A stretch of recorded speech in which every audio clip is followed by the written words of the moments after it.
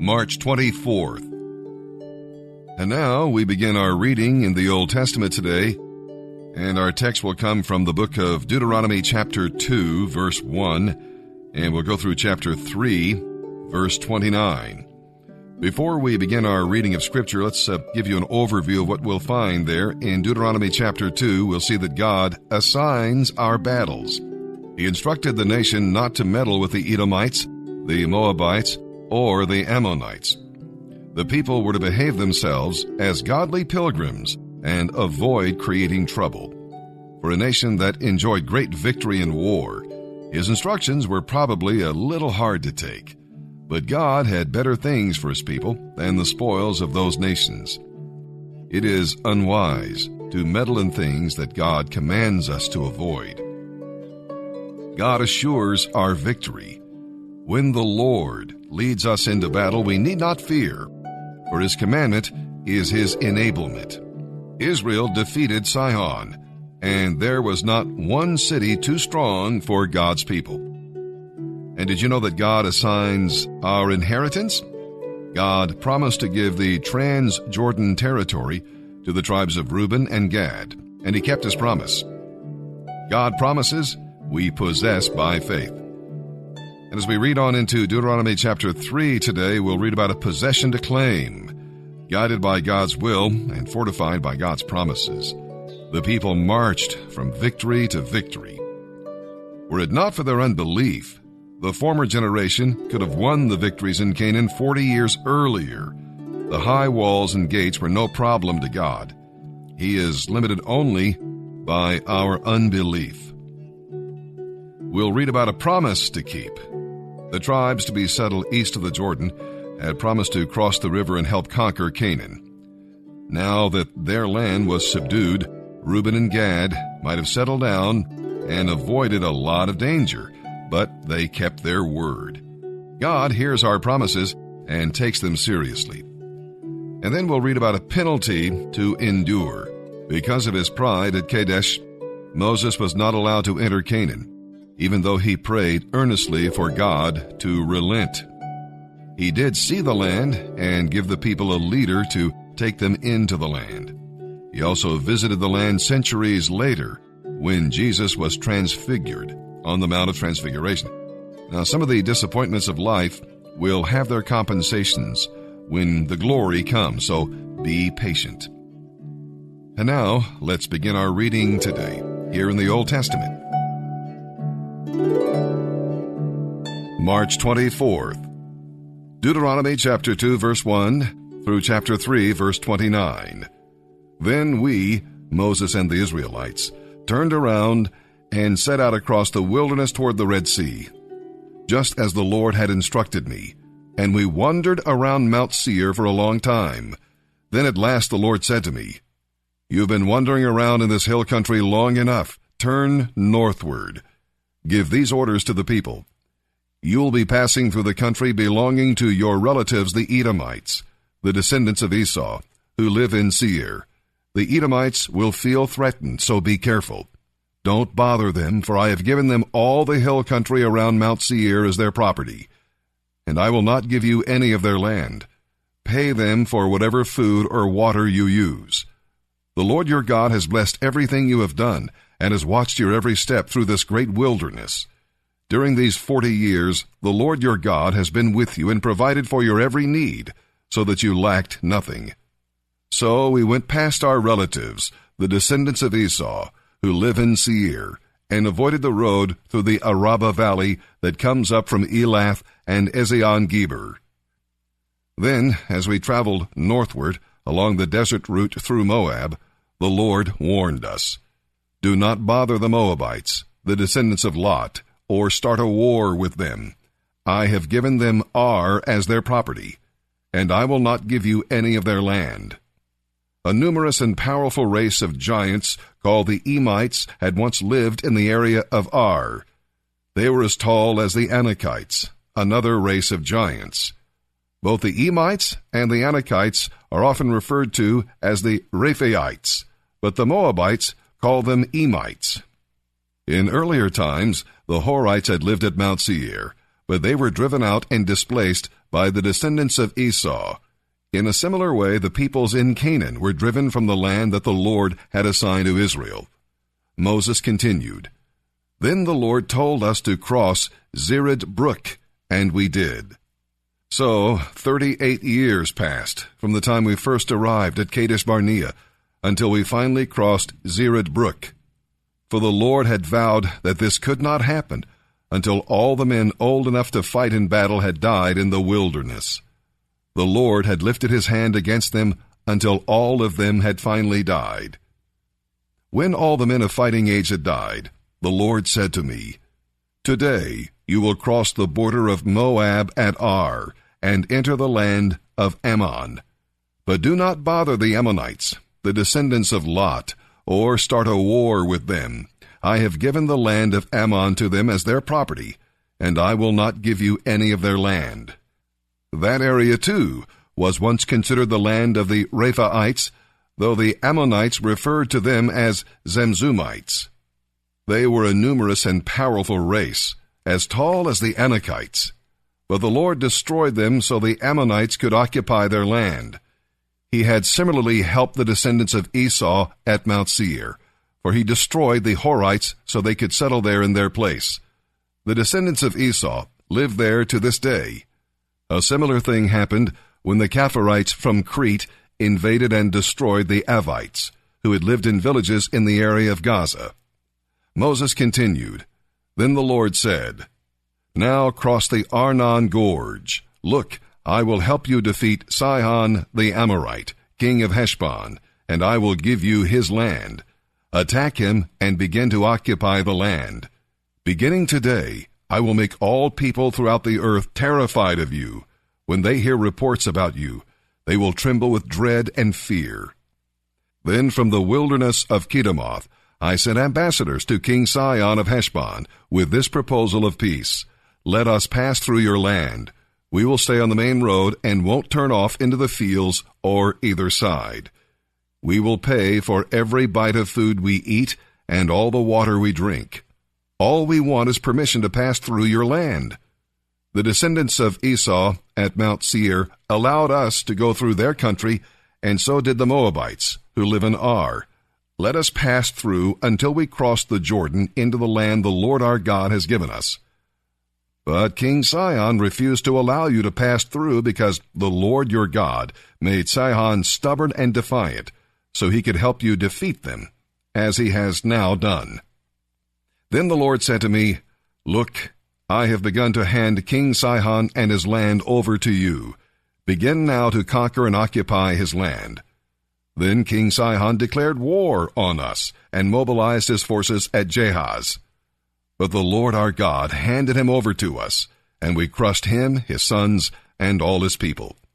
We conquered all his towns and completely destroyed every one, men, women, and children. Not a single person was spared. We took all the livestock as plunder for ourselves, along with anything of value from the towns we ransacked. The Lord our God helped us conquer Aroer on the edge of the Arnon Gorge, the town in the gorge, and the whole area as far as Gilead. No town had walls too strong for us. However, we stayed away from the Ammonites along the Jabbok River and the towns in the hill country, all the places the Lord our God had commanded us to leave alone. Next, we headed for the land of Bashan, where King Og and his army attacked us at Edrei. But the Lord told me, 'Do not be afraid of him, for I have given you victory over Og and his army, giving you his entire land. Treat him just as you treated King Sihon of the Amorites, who ruled in Heshbon.' So the Lord our God handed King Og and all his people over to us, and we killed them all. We conquered all 60 of his towns, the entire Argob region in his kingdom of Bashan. These were all fortified cities with high walls and barred gates. We also took many unwalled villages at the same time. We completely destroyed the kingdom of Bashan, just as we had destroyed King Sihon of Heshbon. We destroyed all the people in every town we conquered, men, women, and children alike. But we kept all the livestock for ourselves and took plunder from all the towns. We now possessed all the land of the 2 Amorite kings east of the Jordan River, from the Arnon Gorge to Mount Hermon. Mount Hermon is called Sirion by the Sidonians. The Amorites call it Sinir.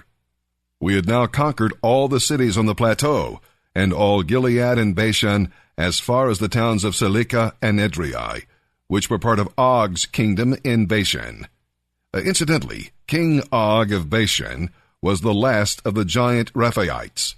His iron bed was more than 13 feet long and 6 feet wide. It can still be seen in the Ammonite city of Rabbah.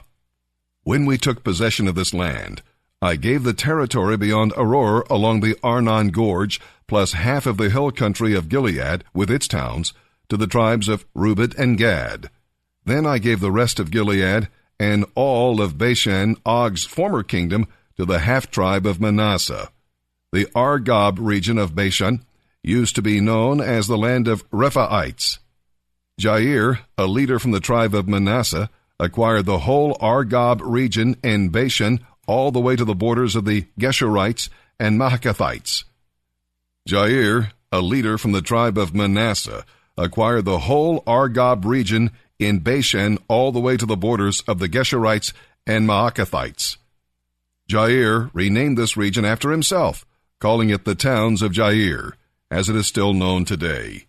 I gave Gilead to the clan of Machir, and to the tribes of Reuben and Gad.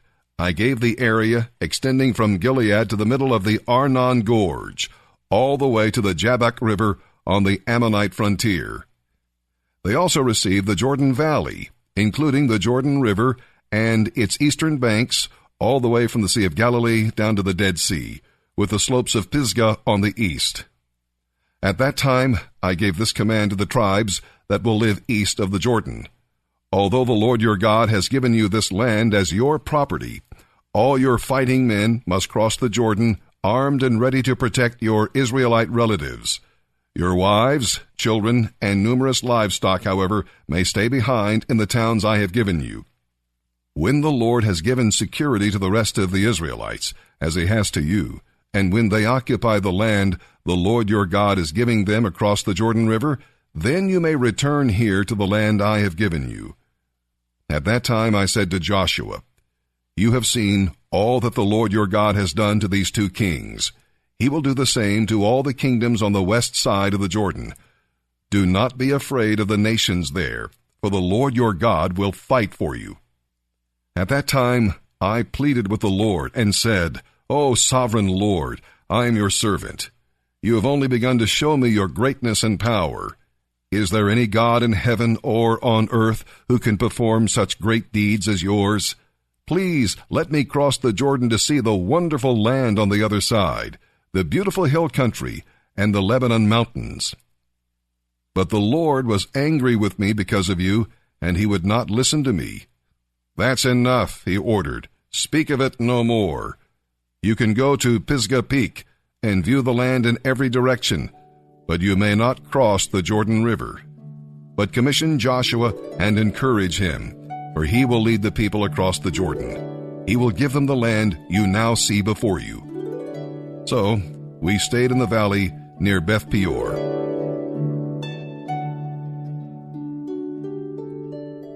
March 24th.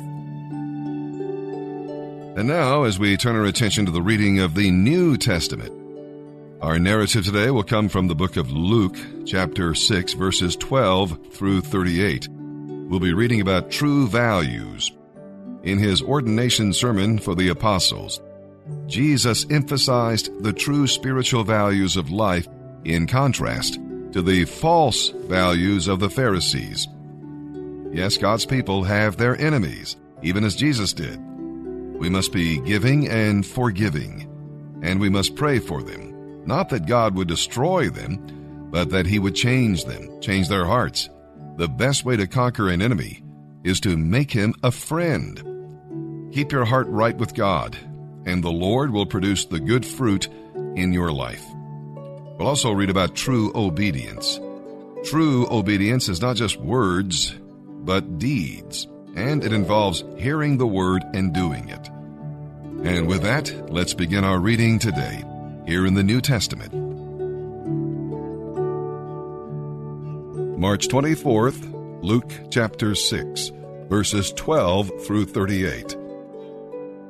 One day, soon after Jesus went to a mountain to pray, and he prayed to God all night. At daybreak, he called together all of his disciples and chose 12 of them to be apostles. Here are their names. Simon, he also called him Peter. Andrew, Peter's brother. James, John, Philip, Bartholomew, Matthew, Thomas, James, son of Alphaeus, Simon, the Zealot, Judas, son of James, Judas Iscariot, who later betrayed him. When they came down the slopes of the mountain, the disciples stood with Jesus on a large level area, surrounded by many of his followers and by the crowds. There were people from all over Judea and from Jerusalem and from as far north as the sea coasts of Tyre and Sidon. They had come to hear him and to be healed, and Jesus cast out many evil spirits. Everyone was trying to touch him, because healing power went out from him, and they were all cured. Then Jesus turned to his disciples and said, God blesses you who are poor, for the kingdom of God is given to you. God blesses you who are hungry now, for you will be satisfied. God blesses you who weep now, for the time will come when you will laugh with joy. God blesses you who are hated and excluded and mocked and cursed, because you're identified with me, the Son of Man. When that happens, rejoice. Yes, leap for joy, for a great reward awaits you in heaven. And remember, the ancient prophets were also treated that way by your ancestors. What sorrows await you who are rich, for you have only your happiness now. What sorrows await you who are satisfied and prosperous now, for a time of awful hunger is before you. What sorrows await you who laugh carelessly, for your laughing will turn to mourning and sorrow. What sorrows await you who are praised by the crowds, for their ancestors also praised false prophets. But if you are willing to listen, I say, love your enemies. Do good to those who hate you. Pray for the happiness of those who curse you. Pray for those who hurt you. If someone slaps you on one cheek, turn the other cheek. If someone demands your coat, offer your shirt also. Give what you have to anyone who asks you for it. And when things are taken away from you, don't try to get them back. Do for others as you would like them to do for you. Do you think you deserve credit merely for loving those who love you?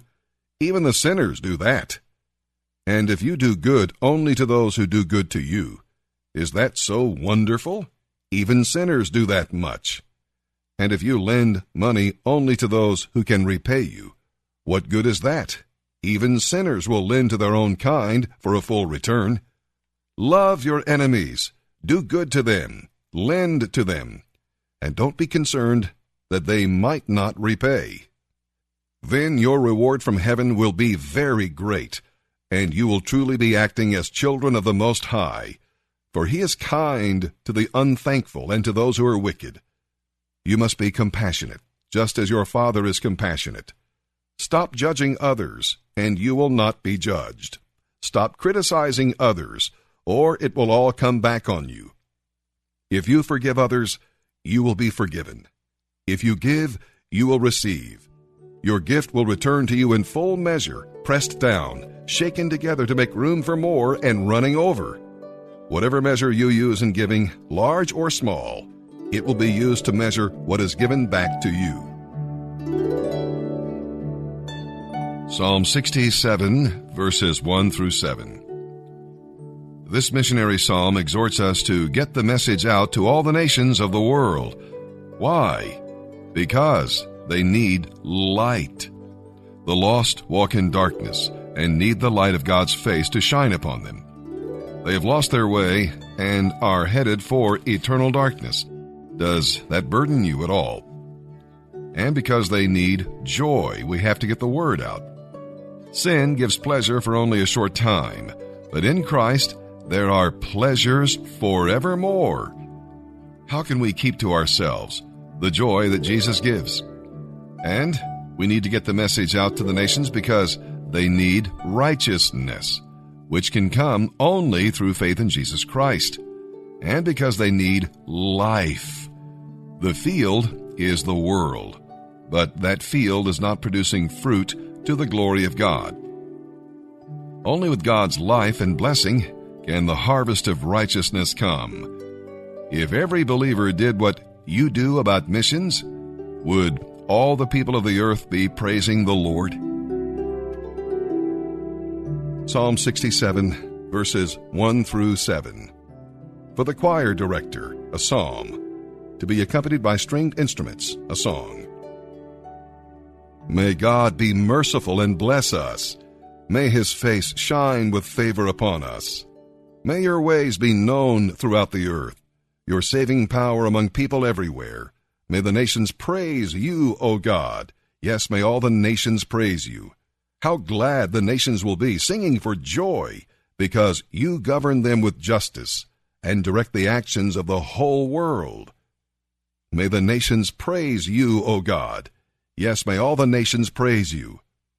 Then the earth will yield its harvests, and God, our God, will richly bless us. Yes, God will bless us, and people all over the world will fear him.